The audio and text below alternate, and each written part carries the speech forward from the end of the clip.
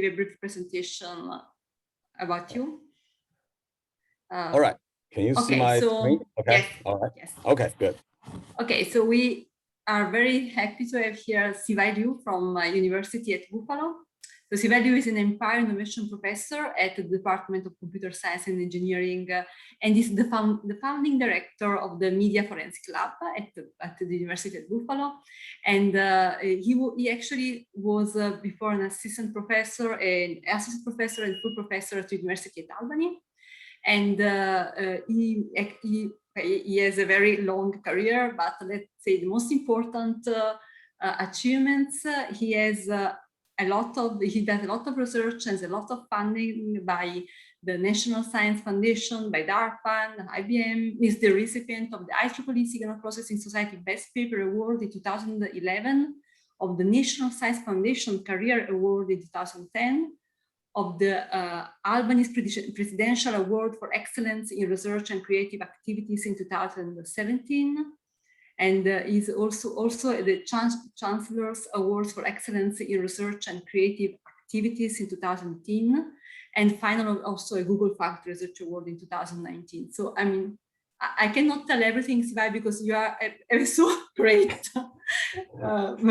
biography. So I mean, I know your work for a long time, and you always do great things, starting from what you did with Hani, and then also what you're doing now after, I mean, your collaboration with Hani. So, I mean, I'm very pleased to welcome you and to tell you, look forward to your presentation.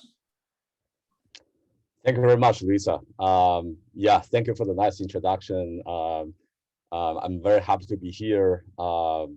Yeah, you mentioned Hani is my advisor, and I'm always nervous presenting in front of him because he tutored me a lot of times when I was a grad student. You know, yeah. I think when you got promoted to full professor, Siwei, that nervousness should be gone now. No, never. Okay. So I'm very happy to be here today, and I'm going to talk about one of our recent work. Using a very simple and intuitive semantic cues to detect GAN synthesized images. So this work was published in this year's ICAST and also presented there. So what's happening? Okay. All right. So there is no question that the GAN model have become a very powerful tool for media synthesis since it's starting in 2014. I think its unique approach of introducing a discriminator to compete with the generator in training have proven to be quite effective in creating synthetic images. So although GAN models have been applied in the synthesis of general natural images, I think its most impressive applications are in the synthesis are in generating human face images. So this is something I borrowed from Adelp's slides, I think, but it shows really nicely the history of GAN images, GAN generated images for the past 5-6 years. There have been more than 50 different GAN models we have collected. We know that can be used to generate faces, and we have also witnessed an explosive improvement of the qualities of the GAN synthesized faces. You can see starting from the very early small and monotonic images that only contain the central part of the face. Now we have full resolution color images of the whole face with highly realistic details of facial parts, facial hair, and skins. So I think indeed with the most recent advanced GAN synthesis model, in this case, this is the image. These are images generated using CellGAN2 developed by the NVIDIA research last year. The GAN synthesized faces have successfully passed this uncanny valley and are started challenging our ability to distinguish them from real human faces. So they have also caught attention of the foundry makers, and I think they quickly become kind of new member of the new set of tools for online disinformation. So in particular, the GAN synthesized faces have been used as the profile images for fake social media accounts to lure or deceive unaware users. This has been reported in several recent news stories. And the inclusion of the realistic GAN-generated profile images actually increases the deceptiveness of those fake accounts, and some of which get connections from real users, which is troublesome. And according to some sources, there are more than like 40,000 impersonation accounts that were taken down last year alone by Twitter, Facebook, and other social platforms. And many of these are actually using this GAN generated images as their fake profile images. So this means that it's very important to have some effective detection methods for GAN synthesized faces. Okay. Now, the majority of current GAN face detection methods are based on extracting signal level cues, and then we train classifiers based on something like a supported vector machine, or most recent works are based on deep neural networks, and then distinguish them from real images. So, for instance, I think from Alyosha's group, it has been observed that many GAN synthesized images have this specific type of high frequency artifacts. And this can be used as a very effective feature for detection. But one of the, even though these methods are very successful, they have a lot of, they have good performance on benchmark data sets. They also suffer from some common drawbacks. I think the most important thing, which have been listed by many other researchers, are the lack of interpretability, this is a black box, and their low robustness to compression, and also dedicated adversarial attack. And so this, and also generalization is a problem, because some of these features may be very specific to a particular kind of model. On the other hand, I think although the GAN models are very powerful, the synthesized models are actually have some limitations, artifacts. So in particular, these models have some trouble of representing those semantic aspects of human faces, and also their interaction with the physical world. So there are some cues that human viewers have picked up to detect GAN images, such as different colors of the eyes. There are some halo effects near the hair, and they're usually come with blurry background. So these kind of semantic cues are human understandable, and they can only be fixed by improving the generation algorithm. So no simple adversarial machine learning attack can fix them. So if you can build detection method based on such cues, I think those models, they have appealing characteristics of being robust to simple adversarial attacks, compression, and also be very intuitive, interpretable intuitively. So this is the kind of direction we're following. Now, there are several earlier attempts along these directions. It's actually in one of our works, we noticed that the early generation of GANs tend to have faces that are asymmetric. So we hypothesized that this is because the early generation of these GAN models were more capable of generating those local facial parts, but they're not very good at constraining the global configuration of the faces. So this is like so we made an analogy in one of our papers. This is like playing a game where you paste face parts on a face blindly and try to make a good face. That's what the early generation of GANs are doing. And we just use the landmarks as a feature and use this kind of extreme asymmetry between generated faces and real faces. We actually get pretty good classification results. There's another work developed by Mattman and all. They also use some of the semantic artifacts of the GAN images, as one mentioned. One of them is the one just mentioned, is the different colors of the eyes generated from the GAN models. So, but these visual artifacts were very quickly fixed by more recent generations of GAN models. So what I'm showing you here are examples of some real high resolution face on the left, and one of the synthetic images from the stale GAN model, again developed by NVIDIA, on the right. So note that there is a much higher level of realism of the synthetic faces, and we can see a lot more details for the facial parts, hair, and skin particularly.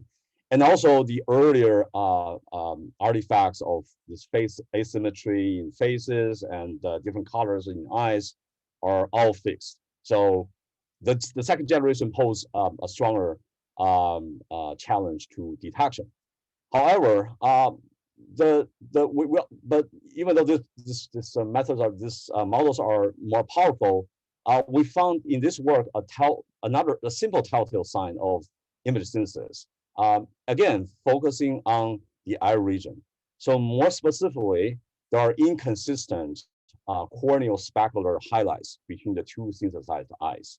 So that's just to say, for a real image, the cornea is the central part of the eye, and what I'm showing here in the bottom are the enlarged region of the iris, two irises of the face corresponding to the real one and the fake one. So as we can see, for the real images, for a real face, the two corneal specular highlights are quite similar to each other.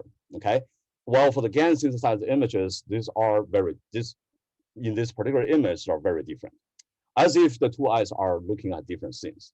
Okay. So why this happened?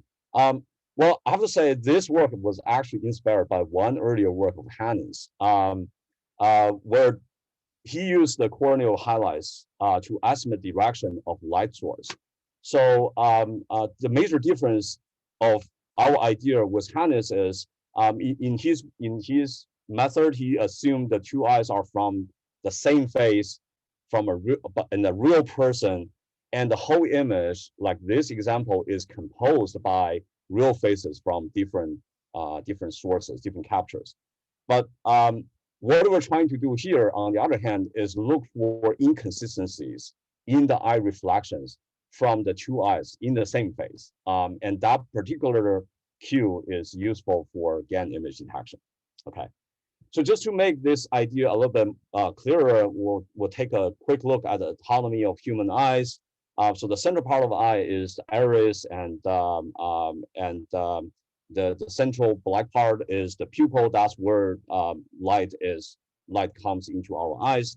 The iris was actually covered by a transparent cornea on the outer layer, and it is actually very circular and very symmetric. If you talk about geometric shape, this part of human body is probably the closest thing to a perfect geometric sphere.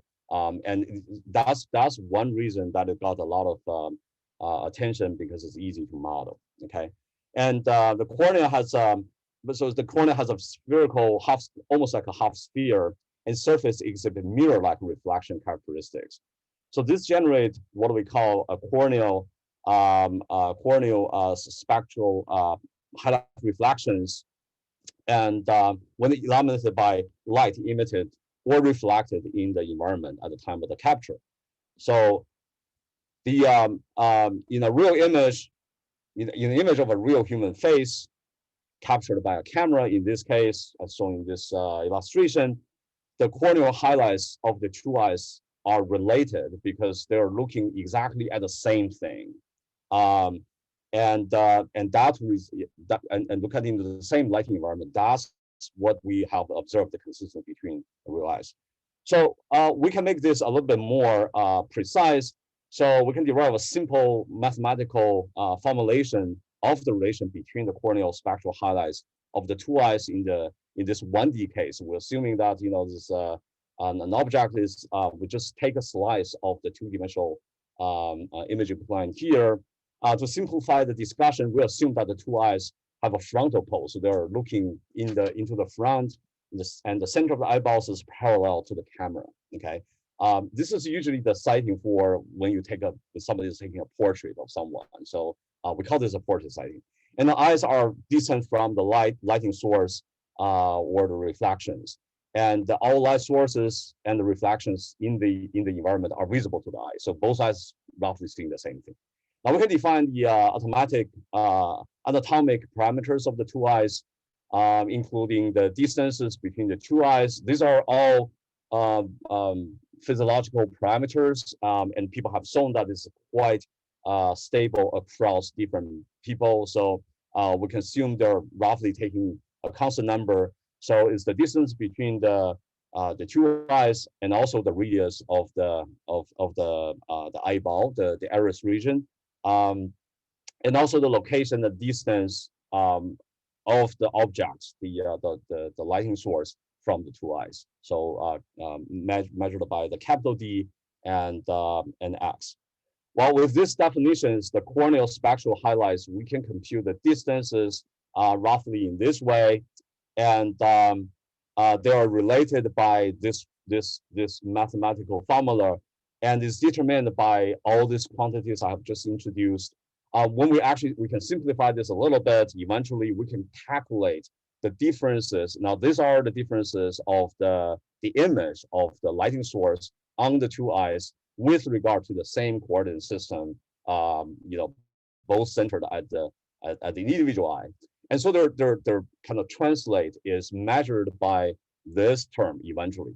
Now, if you assume that X and R are something much smaller than the distance to the object, this thing, the distance can roughly be approximated by 0. So that's the reason why we see in the real phase, the two eyes are roughly seeing the same. The reflection patterns are roughly the same. Okay. Now, for GAN images, this may not be the case, but we need a method to be able to capture, quantify this. So to highlight such artifacts and quantify them as a cue to expose GAN synthesized faces, we developed a method to automatically compare the corneal specular highlights from the two eyes and evaluate their similarity. So our method is very simple. We first run a face detector to locate the face, and then followed by a landmark extractor to obtain the landmarks. And these are locations like the around the eyes. And then we use the regions that are, and then we do we run a half transform evaluation for circular regions near the eye region, and then we use kind of intersection between the eye landmarks regions outlined by the eye landmarks and the circular regions to get the what we call the visible corneal region.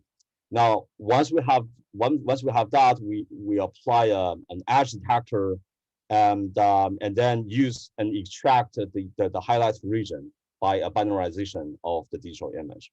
So the corneal spectral highlights are used using an adaptive image thresholding method. So we just binarize the image. Now, the spectral highlights tend to be kind of like a lighter intensity because they reflect light and correspond to light source. So that gives us a simple cue to actually binarize the image and get that region. Now, after all this processing, we compare the two extracted specular regions and match them up by this intersection of union score. So IOU score is a very simple metric. So to give us an idea how much overlapping between the two regions. Now, the higher this value is, the more likely, well, the more similar the two extracted specular reflections between the two eyes, and that suggests more likely this is a real face. On the other hand, if the score is low, then there's this algorithm will determine that this image is probably likely to come from a GAN synthesis model. All right, so we put this method to work. We actually we collect a small data set for the ICASP paper. We use 500 real faces from the FF2 data set, and then the GAN images are randomly sampled from the this person does not exist.com. This is actually, I think they implement a version of the cell GAN model. All the images have resolution of 1024 by 1024, and then we use face detectors and landmark extractors. Everything is kind of off the shelf from the lib. It's a very simple algorithm, just a couple lines of Python code, and we want to see how well this works. So here I show some examples of analysis results for images of both real and GAN synthesized. So on the left, on the top, these are real images, and the bottom are GAN synthesized images. So the left columns corresponding to the extracted part stripe of the face image with the two eyes. And then you can see on the right, these are the detected corneal region and separated highlights. So you can see that the algorithm actually is not always work well. The extraction algorithm sometimes make mistakes, but the general trend is for real images, we do see a higher level of the IOU scores, while on the other hand, for the GAN synthesized images, these scores tend to be a little bit lower. So here shows more examples, but with real faces in. And I think this is what one interesting thing we learned is these images, before I noticed this difference in their corneal reflection highlights, I have a lot of trouble actually tell apart some of the real images from the fake ones. But once I noticed that, it's something I can never forget. And this is the first thing I will check for any image with high resolution. We actually also downloaded quite a few. We also have our own style GAN 2 models just to work with. So later we generate more samples, and we do see this these artifacts persist in style GAN 2 model, style GAN 2 generated images. About again, this is a very rough number, but like about 80% of all the images we generated have this kind of corneal reflections. And all of that 80%, more than 70% do have these inconsistencies, but they're different in their degrees. And if you look at the differences there, you can see that not only the shape of the reflection patterns are different, they're also different in the numbers of reflections, in the detailed shapes and also parts. So these are kind of, maybe this is, I think this is an artifact that's overlooked when they train the model. But we actually fix this, and we'll talk about that later. Okay. We also do this a little bit quantitative. So we showed on the left, we show the IOU scores of the two eyes corneal from the of the two eyes corneal specular highlights for real images and fake images. Now, I have to say this, we have to take this with a grain of salt because our algorithms sometimes fail to detect, even there are highlights there, the simple algorithm fail to detect it. So what we're presenting here are conditioned on that the algorithm actually captured the iris region correctly. Okay, so with that condition, our algorithm actually you can see there is a clear separation between the IOU score distributions from the real and the fake images, and we'll put this as a very simple classifier. We got the AUC score of 94%.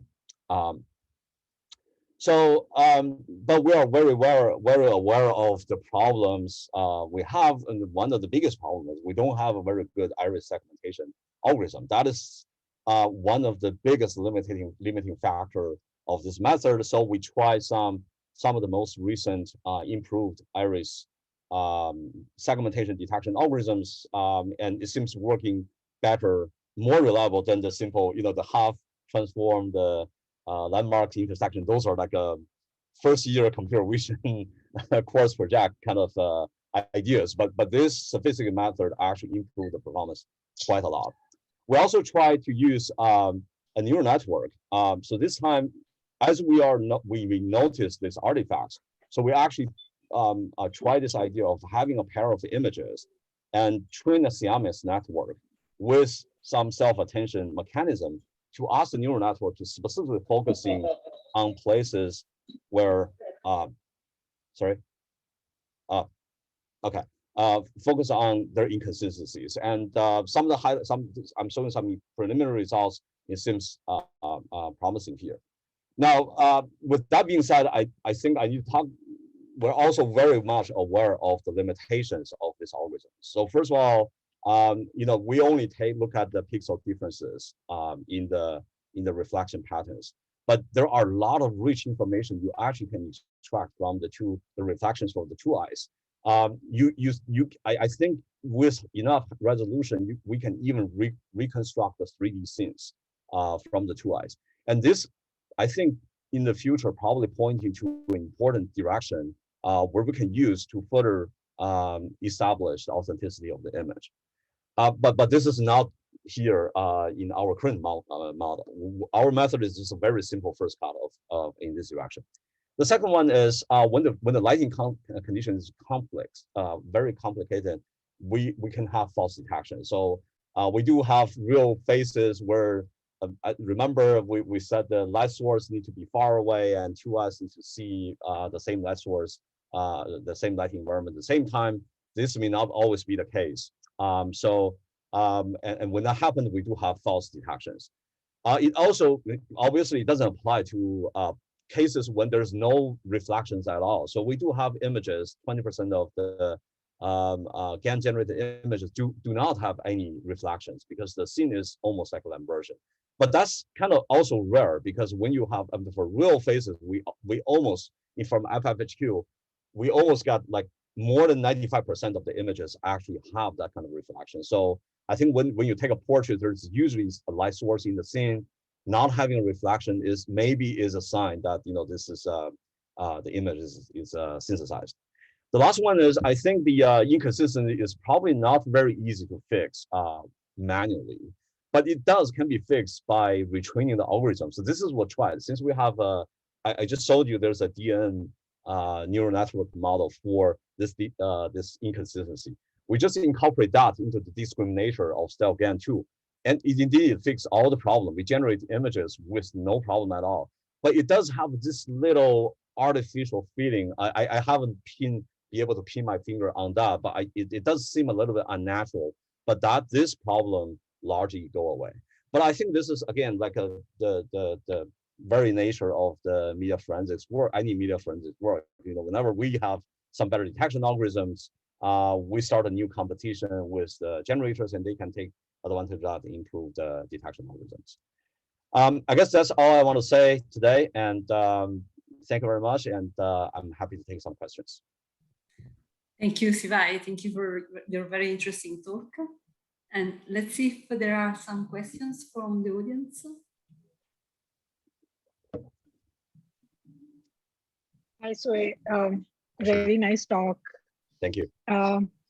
So I have a couple of questions. Like the first question that I wanted to ask, like, do you have a sense of how good humans are? Can they be trained? Like, for example, we did a perceptual study for style GAN detection by humans, and we were looking for what artifacts we will tell human participants to look for so that they can detect GAN generated images. Do you have a sense of, can these be used for training humans? Like, are they good in detecting differences in specularity? Yes, I believe it could be one case used there. I have seen maybe too many GAN images, so I think my performance is very high. I've seen your work. I actually like that a lot. We didn't have the right psychophysical setting for this, but I myself have seen. I think I have seen more than 10 hours of GAN images because we generate a lot of them. I think generally speaking, the ability of being able to detect GAN images probably will be affected by a lot of factors. Now, all the semantic cues will be helpful, but on the other hand, I also realize one thing is, whether you are aware or not, the image is fake has a lot of impact on this. So we did something similar to what you did, but we didn't get time to wrap it up. But I did have undergrad students coming in. I didn't tell them these are GAN images. They probably don't even know they're aware there are GAN images. So I just showed them faces. I asked them to tell me, what do you think the emotions of these faces? And they started to do this, but about 20% of, I have 10 students coming in, 2 of them actually say, the face doesn't look right. Something is wrong. What happened to the faces? And then when I do ask them to, I tell them their faces can be generated. I give them a little mini lecture about what happened. I think that much training is enough that when they focus on things, I think their performance improves quite a lot. Now, I realized I made a mistake. I didn't like show them short time enough and all those things. That some of the images are repetitive, so the results are a little bit it's not stable. But I do think, viewers can be trained to do this. And in terms of the particular semantic cues, I do give them, so the slides I'm showing you there is the slides I'm showing you there, showing to them. I said, look for backgrounds, look for all this. They actually, and they report what they think. They think that why they think this is a GAN image. I think it helps a lot with this kind of semantic cues. And the performance basically starting from unaware is 20%. After that is almost like everybody got everything right. This is like 95%. So I think these are users can be trained like any algorithm to detect them well. Yeah. Thank you. Yeah, that's good to know. Luisa, if I can just quickly, I know we're out of time. I put into the chat a link to the study that Shruti mentioned, which is a poster assessing the accuracy with which people can distinguish style GAN from real faces. Siwei, I really like the derivation you did there to sort of explain why the specularity should basically look the same in two eyes. Right. So and that's of course assuming that I think it was the eyes are parallel and the object, the relative distance of the object is much larger than where it is. So if it goes very peripheral, then that ratio obviously doesn't go to 0 anymore. Right. But mostly, except for weird situations, like I have a light over here on the right. Yep. I think that's gonna be about right. So my question is, I'm gonna assume that the folks at NVIDIA are eventually gonna figure this out and get the specularities right. So let's assume they do that. But it seems like you still have a signal here, because now what I can imagine saying is, let's say I do a 3D environment map, like what we heard from Anju, from the face or the environment, and then ask, is that related? Does that explain the specularities in the eye? Exactly. Right. So now what we do is we reconstruct lighting and then we re-illuminate the eyes because we have a generative model. You gave us a very nice one. And then so matching them won't be enough for NVIDIA. Like if we can really get more sophisticated on how we're measuring lighting. Yeah. That's right. Yeah. Okay. I absolutely agree. Yep. Yeah. Cool. Yeah. Thanks. That was great, Siwei. That was really nice. Thank you. Thank you. Thank you, Siwei.